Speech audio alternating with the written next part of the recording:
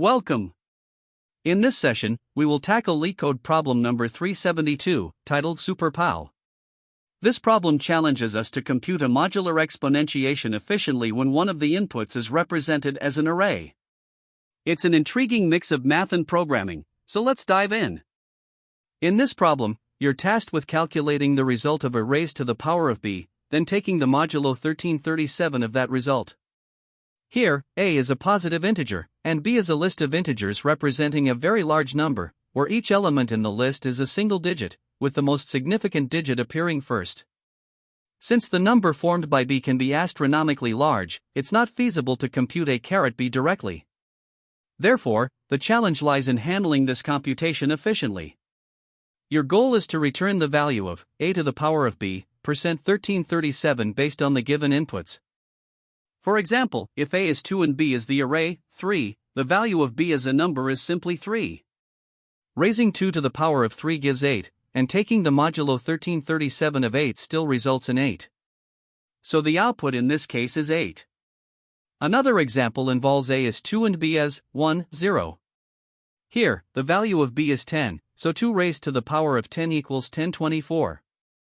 Since 1024 is less than 1337, taking the modulo does not change the result, and the output remains 1024.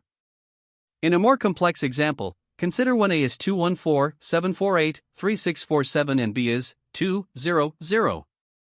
Here, b represents the number 200. Directly calculating 214,748,3647 raised to the power of 200 is computationally infeasible due to the sheer size of the result.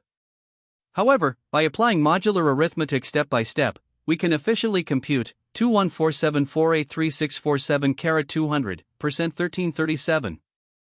The result of this computation is 1198. This example highlights the importance of using modular arithmetic to handle such large inputs. To solve this problem efficiently, there are a few key observations to keep in mind. First, directly calculating a b is impractical when b is large, so we need to use modular arithmetic. The properties of modular arithmetic, such as x*y, %p equals x%p, y%p, allow us to break down the computation into smaller, manageable steps. Additionally, modular exponentiation is a technique that can be employed to calculate powers under a modulo efficiently. Python's pow function makes this even easier by supporting modular exponentiation directly through its three-argument form, pow, base, exp, mod. Lastly, it's important to account for edge cases, such as when a or b are small, when b contains leading zeros, or when b is a single-digit array. Ensuring these scenarios are handled correctly will help produce the right results and avoid computational pitfalls. To tackle the SuperPow problem, let's first consider a brute force approach.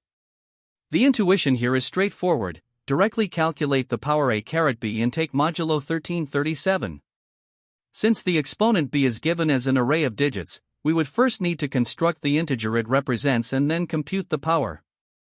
For implementation, this would involve converting the array b into an integer b and computing a to the power of b, %1337. However, this method runs into significant issues. The biggest challenge is that b can be extremely large, making the computation of a b practically impossible due to overflow. Even for small values of a, the exponential growth of the result is infeasible to handle. As a result, this brute force approach is not a viable solution, as its time complexity grows exponentially with the size of b and quickly becomes computationally prohibitive.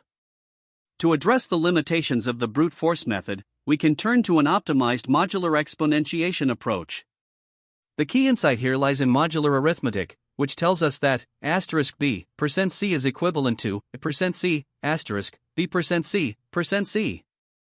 Using this property, we can break down the computation into smaller, manageable parts.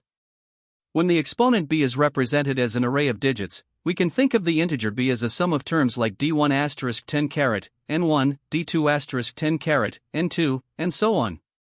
This allows us to compute a b %1337 as a product of smaller powers, d1 *10 n1 *a d2 10 n2 ** dn %1337. By using modular exponentiation, we can compute each of these terms efficiently. The implementation involves defining a helper function, mod_pal, to compute a to the power of k %mod. Then, we iterate over each digit of b, updating the result iteratively using the formula result equals mod_pal result 10 1337 asterisk mod_pal a digit 1337 1337. This approach reduces the complexity significantly, with a time complexity of n asterisk log 1337, where n is the length of b, and it uses constant space. Another way to solve this problem is by using a recursive modular exponentiation approach. Here, the intuition is to break down the problem step by step, reducing the size of b at each step. We start by splitting b into two parts, the last digit b-1, and the rest of the digits b:1. Using modular arithmetic, we can express a b %1337 as the product of two smaller terms, b:1 asterisk 10 %1337 and b-1 %1337, with the result taken modulo 1337. This allows us to recursively compute the result for the truncated b:1. For implementation, we define a base case where, if b is empty, the result is simply 1. Otherwise, we recursively calculate the two smaller parts and combine them using the modular arithmetic property. While this approach achieves the same time complexity as the iterative method, n asterisk log 1337, it has higher space complexity, n, due to the recursive stack. This trade-off makes it less memory efficient compared to the iterative approach. Among the approaches considered, the chosen strategy is the optimized modular exponentiation implemented iteratively. This approach was selected because it avoids the overflow and exponential complexity issues of the brute force method while being more memory efficient than the recursive approach. By leveraging modular arithmetic, the problem is broken into smaller, manageable computations without ever needing to construct the large number b.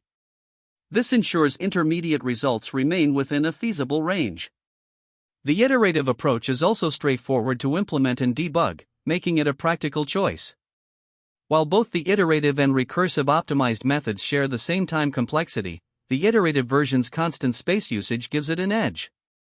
Ultimately, this problem showcases the power of modular arithmetic in simplifying computations with very large numbers. The iterative modular exponentiation strategy strikes an optimal balance between efficiency, clarity, and scalability, making it the ideal solution for this challenge. The problem we're tackling is to compute a to the power of b %1337 where a is an integer and b is represented as a list of digits. The main challenge lies in the fact that b represents a very large number, making it impractical to directly construct or compute the full exponentiation.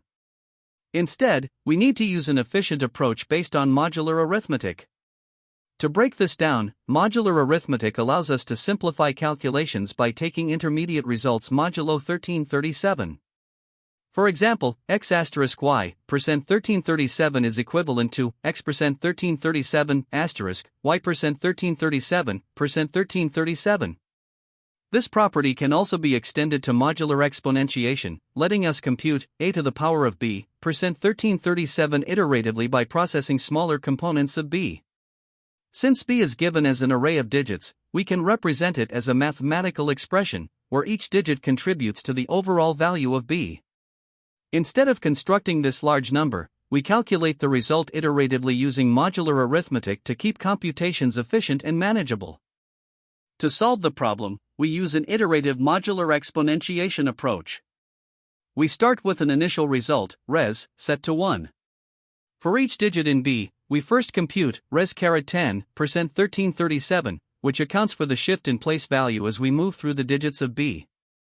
Then, we multiply this by a to the power of d %1337, where d is the current digit, to incorporate its contribution to the total. The result is updated as res equals res_10 asterisk a to the power of d %1337 at each step. To make this process even more efficient, we pre-compute the values of a to the power of d %1337 for all possible digits d from 0 to 9. This avoids repetitive calculations during the iteration.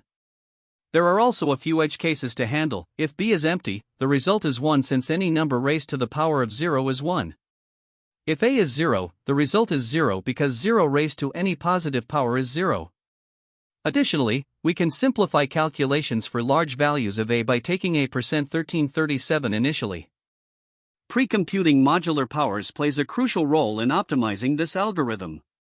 By calculating a to the power of d %1337 for all digits d from 0 to 9 beforehand, we save time during the iterative process.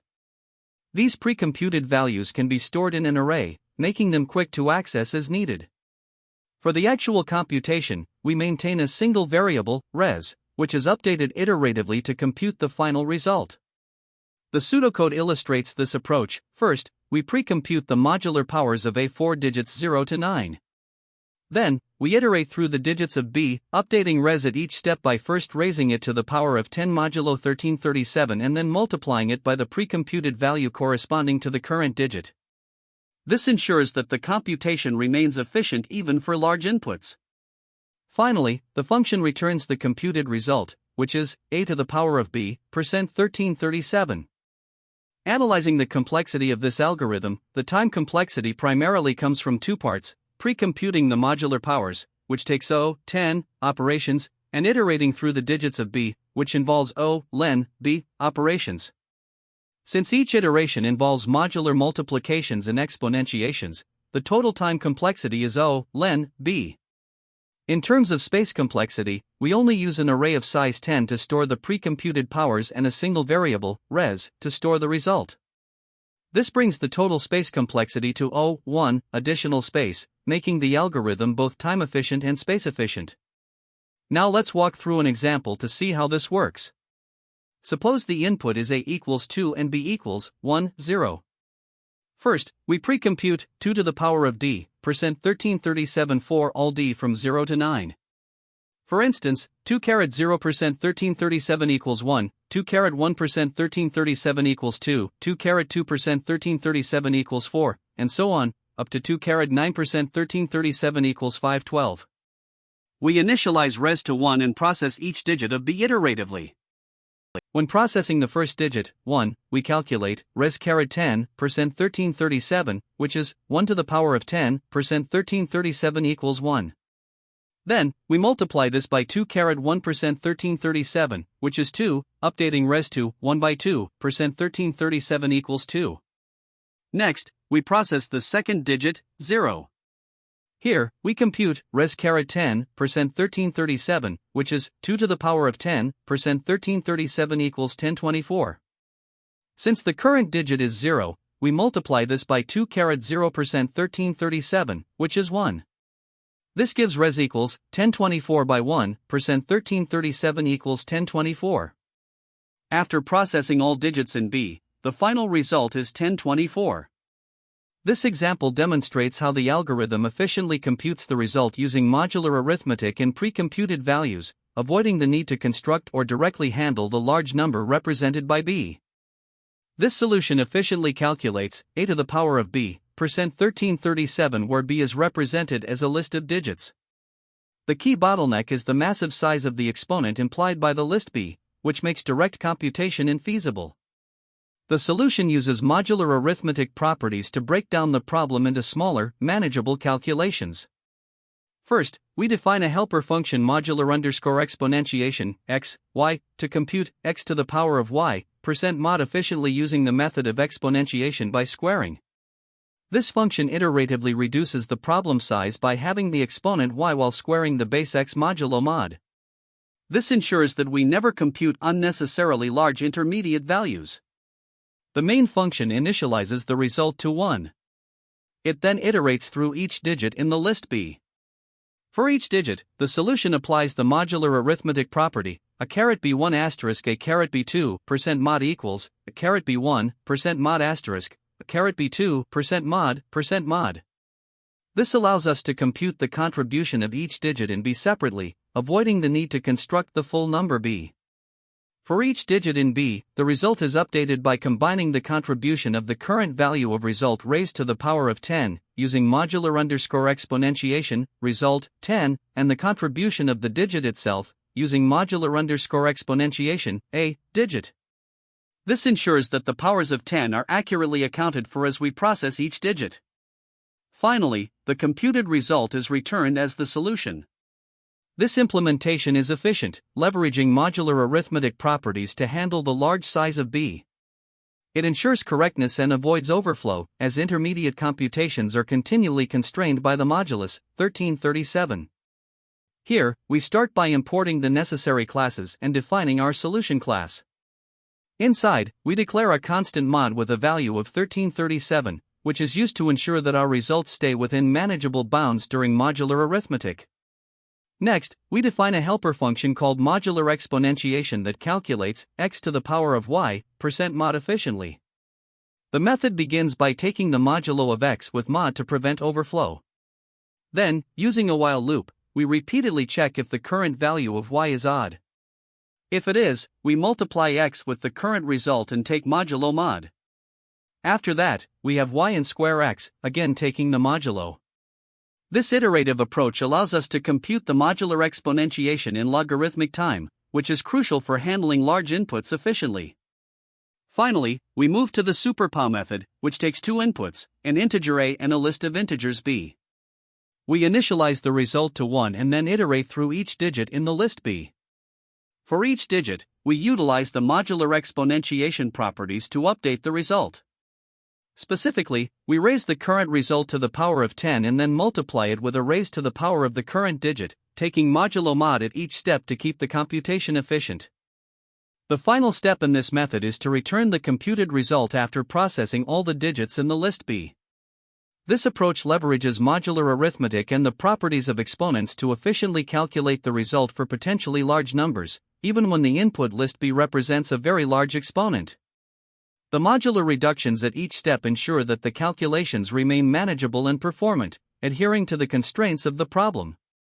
This completes our implementation of the superpow function in Java, providing a clear and efficient solution to the problem. To begin solving the superpow problem, we start with example 1 where a is 2 and b is 3. The first step is to initialize our constants and variables. We set mod to 1337, which is a value we'll use for all modular arithmetic in this problem. The result variable is initialized to 1, and this will store our ongoing computation. Now, we traverse through the digits of the array b. In this case, b contains only one digit, which is 3. For the first computation, we calculate the modular exponentiation of the current result raised to the power of 10. Here, the base is 1 and the exponent is 10. Iteratively applying the modular exponentiation formula, we find that the result remains 1. Next, for the second computation, we calculate the modular exponentiation of the base a raised to the power of 3. The base is 2 and the exponent is 3. Using iterative calculations, we compute that 2 cubed modulo 1337 equals 8. Finally, we combine these two results by multiplying them and taking modulo 1337. We'll proceed to see the final combined result shortly. The combination of the results gives us the final value for this example. Specifically, we compute 1 by 8, modulo 1337, which equals 8. Therefore, the result for example 1 is 8. Now, moving on to example 2, where is 2 and b is 1, 0, we follow the same process. We initialize mod as 1337 and result is 1. This setup ensures consistency in our modular arithmetic calculations. With initialization complete, we are ready to traverse through the digits of b, starting with the first digit, which is 1. For the first digit, 1, we perform two modular exponentiation calculations. First, we compute the modular exponentiation of the current result raised to the power of 10. Here, the base is 1 and the exponent is 10. Iteratively, we find that 1 raised to any power remains 1, so the result of this computation is 1. Next, we compute the modular exponentiation of the base a, which is 2, raised to the power of 1. This calculation gives us 2 modulo 1337, which results in 2. We then combine these two values by multiplying 1 and 2 and taking modulo 1337. The combined result is 2. Now we move on to the next digit in b, which is 0. With the digit 0, we repeat the process of modular exponentiation. First, we compute the modular exponentiation of the current result, which is now 2, raised to the power of 10. Using iterative calculations, we find that 2 raised to the 10th power modulo 1337 equals 1024. Next, we compute the modular exponentiation of the base a, which is 2 raised to the power of 0. Any number raised to the power of 0 is 1, so this computation results in 1. Finally, we combine these results by multiplying 1024 and 1 and taking modulo 1337, which gives us 1024. Therefore, the final result for example 2 is 1024. Now, let's consider example 3, where a is 3 and b is 1, 2. The process begins with initialization. In example 3, we initialize mod as 1337 and result as 1, just as before. Now, we traverse through the digits of b. The first digit is 1. For this digit, we first compute the modular exponentiation of the current result, which is 1 raised to the power of 10. Since 1 raised to any power remains 1, the result of this computation is 1. Next, we calculate the modular exponentiation of a, which is 3 raised to the power of 1. This gives us 3 modulo 1337, which results in 3. Combining these values, we multiply 1 and 3 and take modulo 1337 to get a result of 3. With this, we move on to the next digit in b, which is 2. For the digit 2, we again perform 2 modular exponentiation calculations. First, we compute the modular exponentiation of the current result, which is 3 raised to the power of 10. Using iterative calculations, we find that 3 raised to the 10th power modulo 1337 equals 1161. Next, we calculate the modular exponentiation of a, which is 3 raised to the power of 2. This gives us 9 modulo 1337, which results in 9.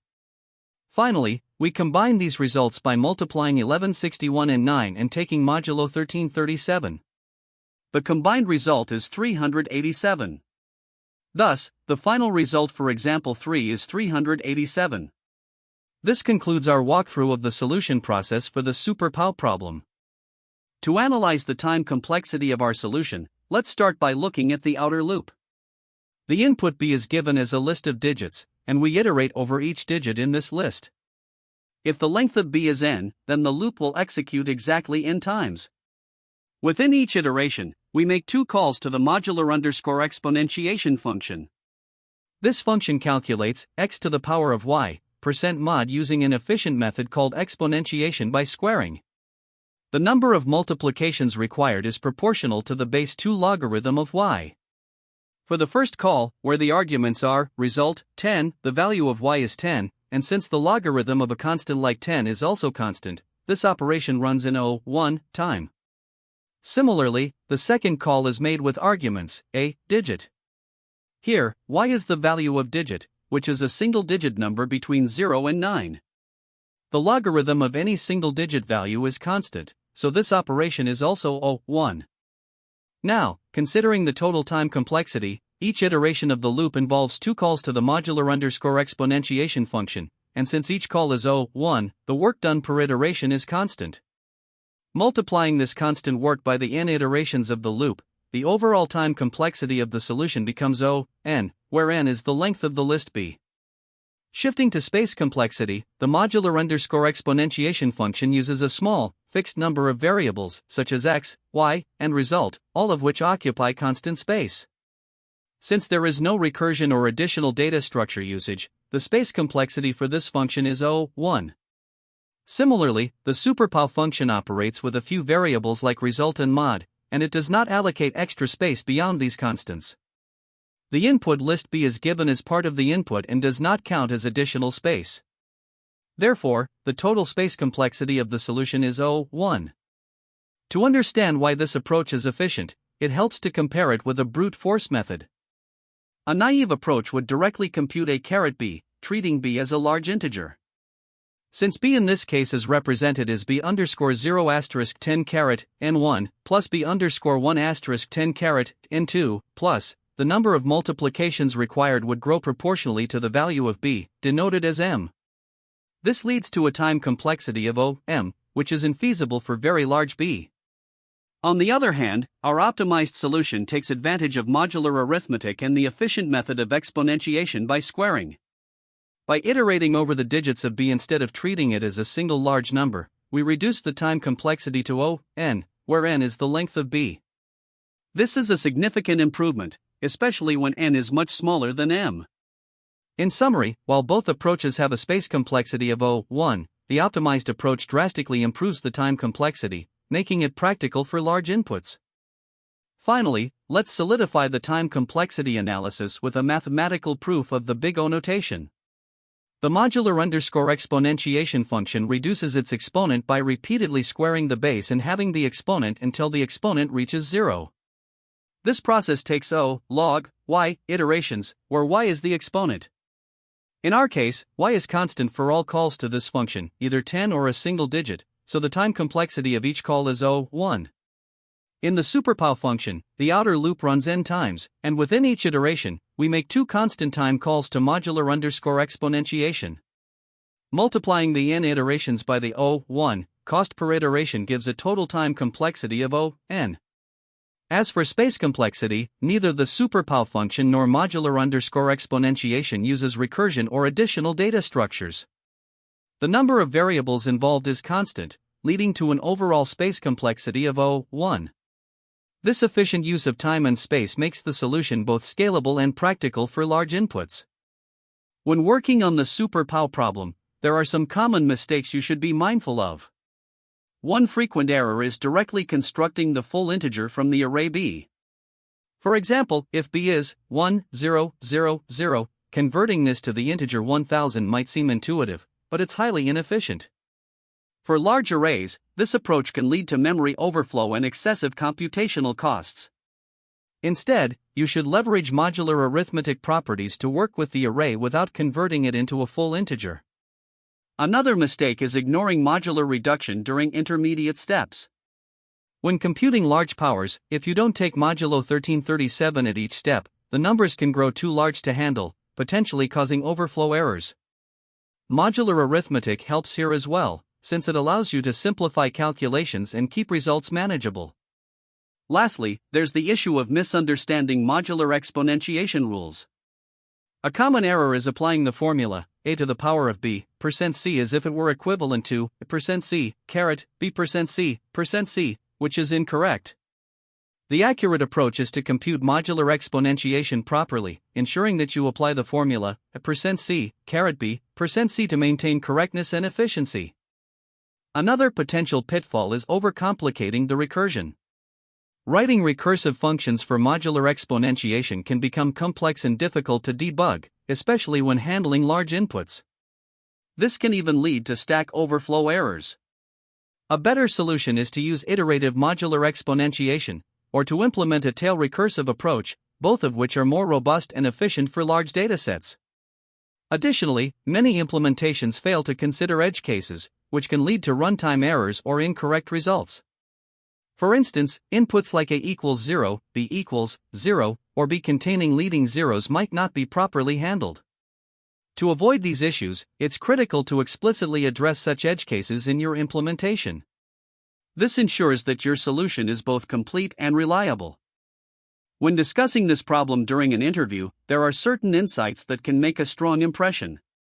First, emphasize your understanding of modular arithmetic. For instance, explain how properties like a*b %c equals %c b %c help simplify large computations. This shows that you grasp the mathematical foundations of the problem. It's also a good idea to discuss time complexity trade-offs. Compare the naive approach, which has a complexity of O, b, with optimized modular exponentiation, which reduces this to O log b. Demonstrating your awareness of both the theory and practical application of these concepts will stand out. Furthermore, addressing edge cases proactively is crucial. Highlight how you would handle small inputs, large inputs, or special cases like b equals 0 or a equals 0. This shows your thoroughness and attention to detail. Finally, discuss the merits of iterative versus recursive approaches. Explain how iterative solutions avoid stack overflow, making them more suitable for large inputs, and why this can be a more robust choice in many scenarios. There are several related problems that can help deepen your understanding of modular arithmetic and similar concepts. For example, LeetCode 50 POW x n is a classic problem that focuses on implementing modular exponentiation. It's a great way to practice the foundational techniques used in this problem. Of course, the problem we're discussing now, LeetCode 372 Super POW, is itself an excellent example of modular arithmetic, particularly when dealing with be represented as an array. Another related problem is LeetCode 29 Divide two integers, which involves challenges like handling edge cases and managing numerical limits, skills that are also relevant to modular arithmetic. Finally, LeetCode 258 Add digits is another interesting problem that uses mathematical properties to optimize computations. Exploring these problems can strengthen your problem-solving skills and reinforce the techniques needed for modular arithmetic. When solving the Super POW problem, there are a few alternative approaches and trade-offs to consider. One option is recursive modular exponentiation. This method breaks down a caret b recursively using properties like a caret b1 asterisk 10 plus b2 equals caret b1 asterisk 10 asterisk a caret b2 %1337. It's a clear and intuitive approach for small inputs, but it comes with the drawback of potential stack overflow for large values of b. Another approach is iterative modular exponentiation, which computes powers modulo 1337 in an iterative manner, processing each digit of b from right to left. This method is robust for large inputs and avoids recursion limits, but it may require slightly more complex code.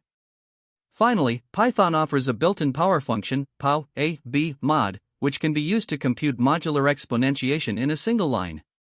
While this approach is incredibly simple and leverages Python's optimizations, it might not be allowed in interviews, as it doesn't demonstrate your understanding of the underlying algorithm. Each approach has its pros and cons, so it's important to choose the one that best fits the constraints and requirements of the problem you're solving. Great job! To wrap up, we reviewed the Super POW problem and its solution, emphasizing modular arithmetic and optimization techniques. Remember to practice similar problems to sharpen your skills. Thanks for tuning in, and we'll see you in the next session. That's the end of this tutorial. I hope you found this explanation helpful for understanding the solution to this LeetCode problem. If you enjoyed this content, please consider subscribing to the channel for more coding tutorials and solutions. Feel free to leave a like if this video helped you, and don't hesitate to comment with any questions you might have. Thanks for watching, and happy coding!